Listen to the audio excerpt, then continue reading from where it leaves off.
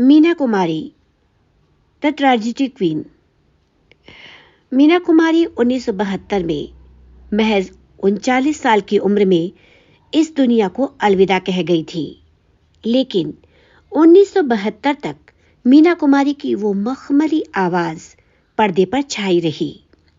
जिस दिन मीना कुमारी का इंतकाल हुआ उसी दिन मुंबई के सुपर सिनेमा में फिल्म बैजू बावरा री रिलीज की गई थी। हाउसफुल रहे इस दिन के शो में लोग पूरी फिल्म बैठकर रोते रहे थे। ये उनकी कला की जीत ही थी कि हर आम और खास शख्स उनके जाने से एक कमी महसूस कर रहा था। हमेशा सफेद रंग के इर्द गिर्द रहने वाली मीना कुमारी को ट्रेजेडी क्वीन कहा जाता है, जिन्होंने पर्दे पर दुख को इस खूबसूरती से उतारा कि उनके साथ उनके दुख में हर कोई रोया।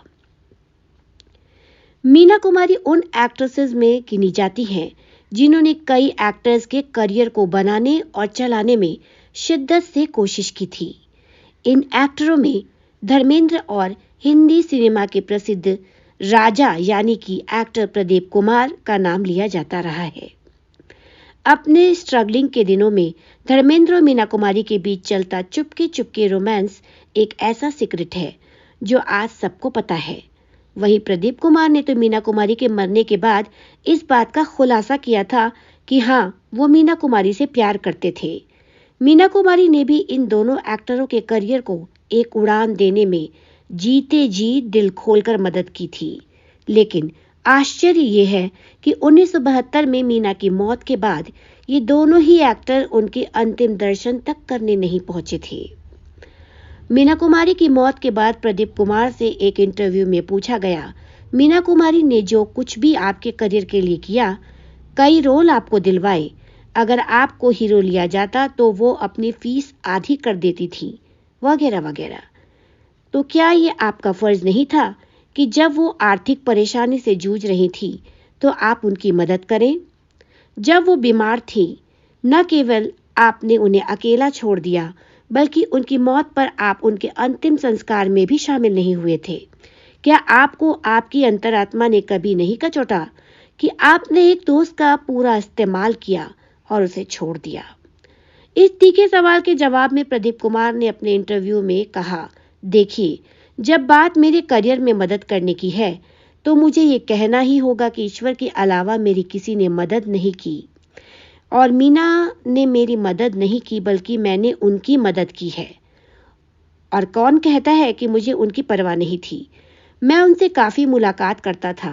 मुझे याद है 1971 के इंडो पाक युद्ध के दौरान उनकी तबीयत खराब हुई थी।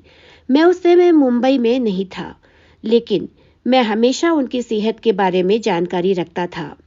मुझे काफ़ी खुशी हुई थी जब पता चला कि उनकी सेहत में सुधार हो रहा है। प्रदीप कुमार ने आगे इंटरव्यू में कहा, आखिर मैं जब उन्होंने अंतिम सांस ली तब मैं बॉम्बे में नहीं था, यानी कि मुंबई में नहीं था। मैं उनके अंतिम संस्कार में शामिल नहीं हो सका। उसकी वजह यही थी कि मैं बॉम्बे में नहीं था। इस वक्त का तो सवाल ही नहीं उठता कि मैंने उनकी आर्थिक मदद की या नहीं, क्योंकि वो समृद्ध थी। उनका एक खूबसूरत घर था, लोग उनकी देखरेख करते थे। किसने कहा कि मीना कुमारी कंगाली में थी? मीना कुमारी और प्रदीप कुमारी का यानी कि प्रदीप कुमार का रिश्ता एक अलग ही रिश्ता था। ऐसे में उनसे तीखे सवाल पूछे भी गए और उन्होंने इसके जवाब भी दिए। प्रदीप कुमार फिल्मों में बादशाहों, शहंशाहों, शहजादों के किरदारों में जाने जाते रहे हैं। मीना के निधन के बाद प्रदीप ने एक इंटरव्यू में ही कहा था कि वो मीना को प्यार करते थे। तो बॉलीवुड में आज के लिए इतना ही। मुझे दीजिए अनुमति, फिर मिलूंगी आपसे जल्दी ही बॉलीवुड की कोई अन्य दिलचस्प खबर या किस्सा लेकर। तब तक के लिए नमस्कार।